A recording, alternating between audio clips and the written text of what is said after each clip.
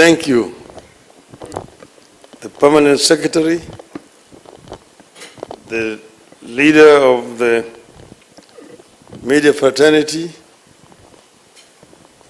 members of the media, distinguished guests, ladies and gentlemen, hamjambo.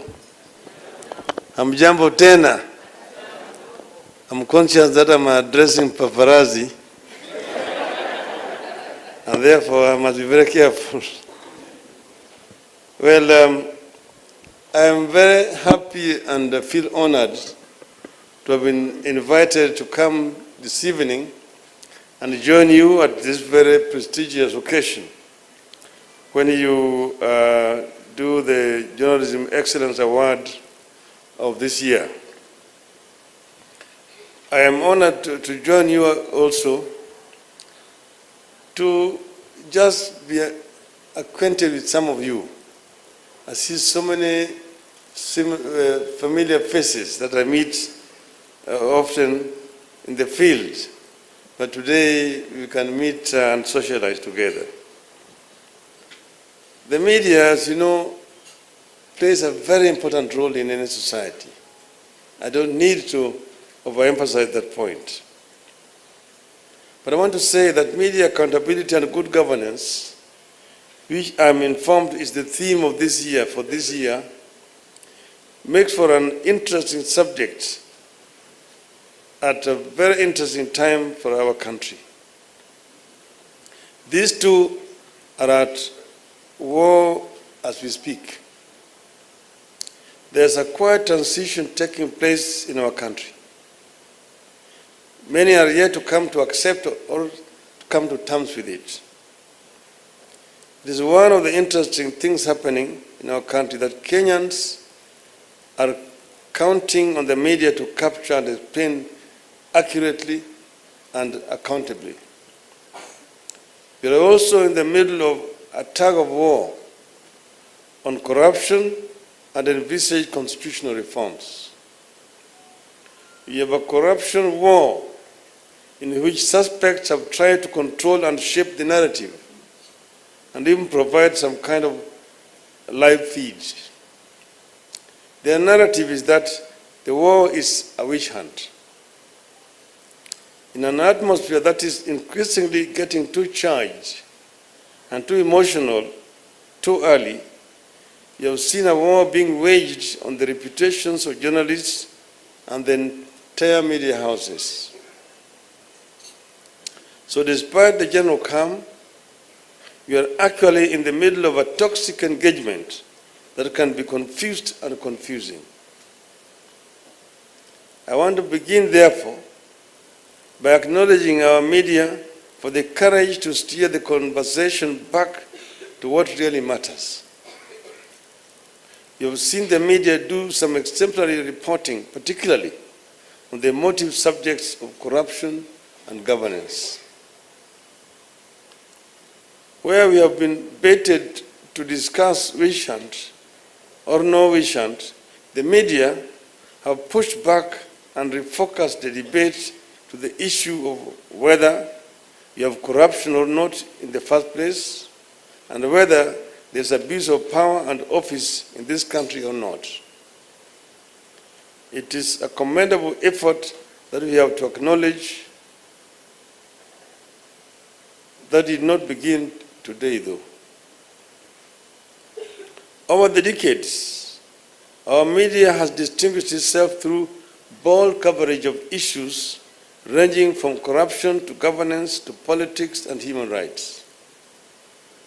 That bold exposition has triggered debate that made Kenyans participate actively in the affairs of their country and prevented us from sliding to the abyss like many other African countries. But as you know, you'll know where we're coming from. I know of a number of journalists who have paid a very heavy price for standing on principle. Those dark days when truth was equivalent to treason, I know very many journalists who went to the dungeons. I myself have shared cells with journalists, either next door at the infamous Nyayo House or in the detention camps out there. Some journalists had to run away into exile because of standing on principle. So sometimes it's necessary to remind Kenyans where we're coming from. The kind of freedom that we enjoy today did not just come from heaven. It's a product of a lot of struggle by the people of Kenya, and many Kenyans paid a very heavy price for it. So you have sustained the crusading tradition that helped this country overcome the single-party era and also made us realize our new constitution.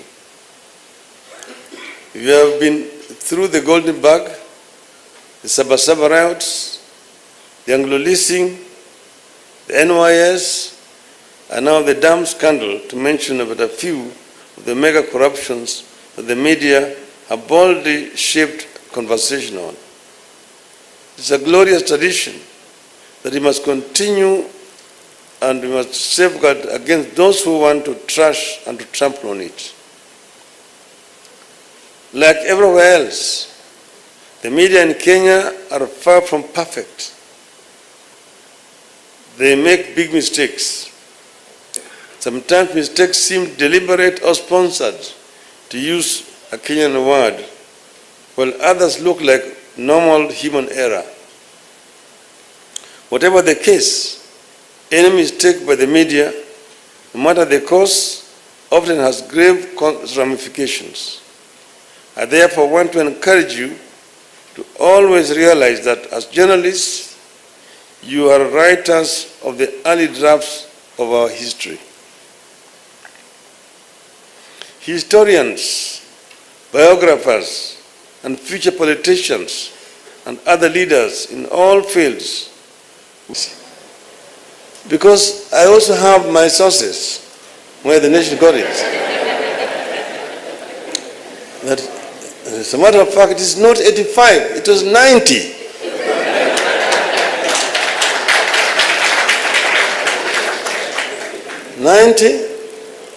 Kenyans are there, when the United States, the host, has only got 9 people.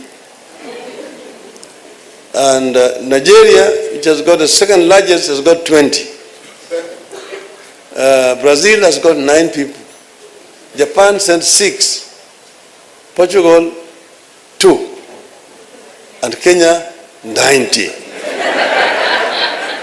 So including 2 speakers of the houses. The Speaker of the National Assembly and the Speaker of the Senate. It's a shame.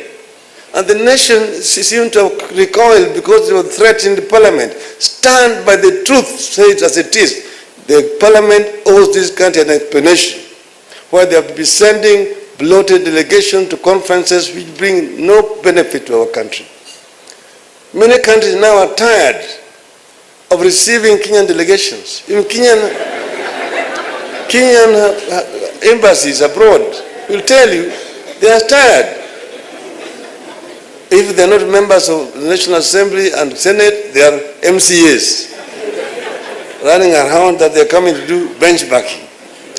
The other day in Dubai, I was transiting and I meet a whole county assembly from one of our counties, I don't want to mention which one, that they are going to do benchmarking in Dubai. Dubai does not have a devolved system. Dubai has got a ruler who appoints people all over. So they don't have people to go and benchmark with. It is a shame the way these elected institutions are wasting our money is something that must be brought to a halt, and our media must stand for the truth, because the truth will set you free. Thank you very much.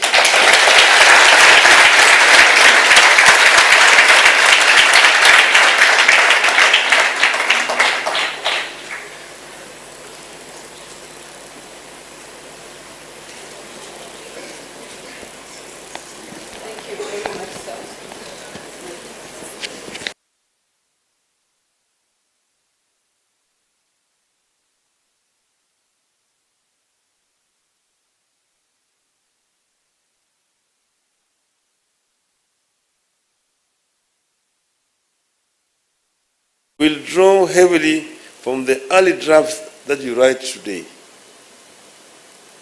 It is a heavy responsibility you must bear with extreme care, without emotions or feelings. Like every other public figure, I have occasionally felt maligned and misunderstood by the media. But I reject the attempt to generalize that into some kind of a vendetta and a permanent war against journalists. I remain opposed to any kind of threats to or any organized campaign against the credibility of the media or individual journalists. But let us face it, I know that our media feel embattled right now because of the atmosphere of mistrust that continues to be created in the country by a section of the electorate and the political leadership. We need to know that just as a section of leaders seek to turn journalists into demons and enemies of the nation, an equally significant section of the political class, those who have walked the full journey that this country has had to travel and who know the role of the media, that the media has played in that path to where we are today, still believe the majority of journalists do noble and necessary work, and we will stand with you. We recognize that you preserve our imperfect democracy and protect the rights of our citizens. We recognize that our citizens depend on you to separate lies from the truth at a time a tide of misinformation is passing as breaking news. The media cannot afford to be caged. You cannot afford to be cornered. You cannot afford to surrender. From history, we know that those who would destroy democracy begin by destroying the media.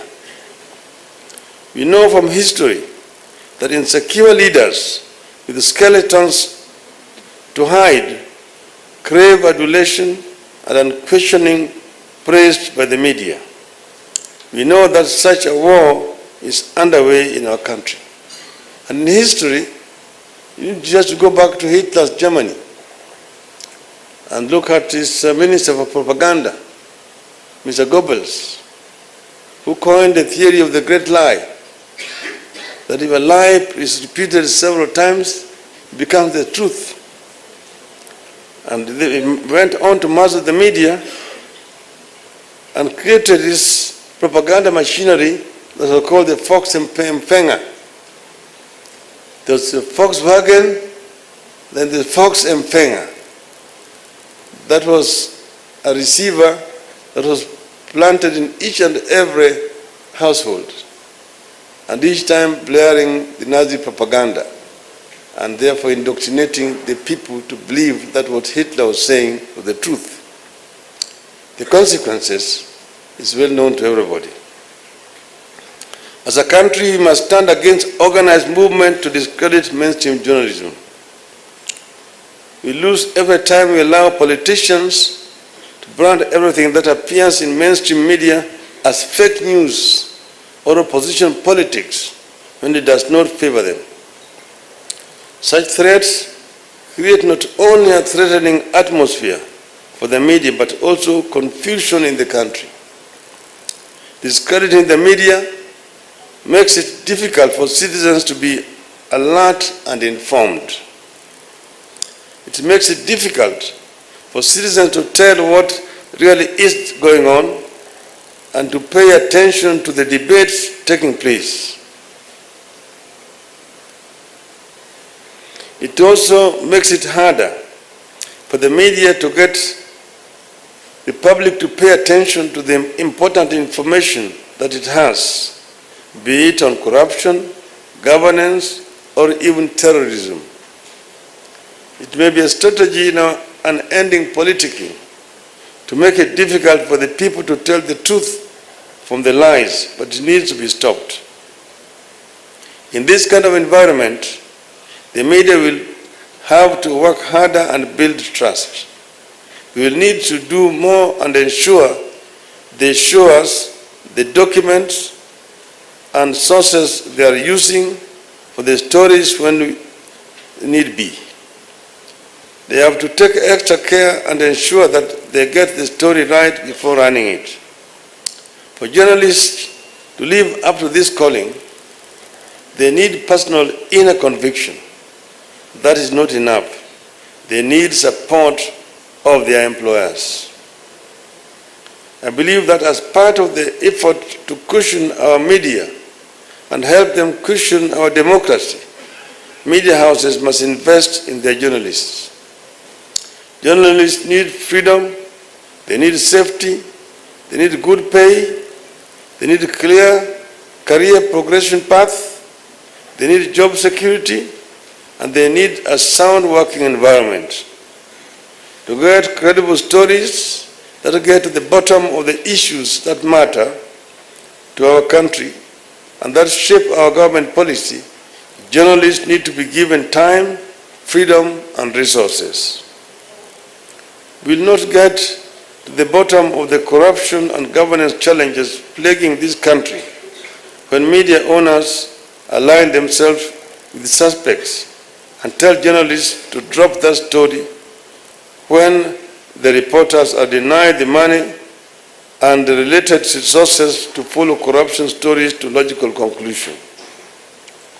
And when journalists follow up critical stories, report threats to their lives, media houses should take up such reports seriously and work with the state to ensure the corrupt do not use threats to silence media. I want to say this as I conclude. To win the war on corruption, to register our governance systems and align them to our changing needs, we need the truth to win over propaganda and lies. It is the only way to stop misinformation from shaping public opinion. And one incident I want to quote here. 2 days ago, Nation media ran a story about Kenyan Parliament sending a bloated delegation to some nondescript conference of parliamentarians in Nashville, Tennessee, United States. They said 85 delegates. The following day, there was a heated debate in Parliament. Members of Parliament threatening the national media that they're going to throw them out of Parliament for misreporting this information. What they did not tell the nation is how many delegates of Kenyans went to Nashville. There's something that we call site visit. Okay, that is when unataka kukuja ujione wewe mwenyewe, and I will advocate for you guys to come and view this land for yourself. Tusiseme tu, na usiekelee blindly. Pia wewe kuja ujione.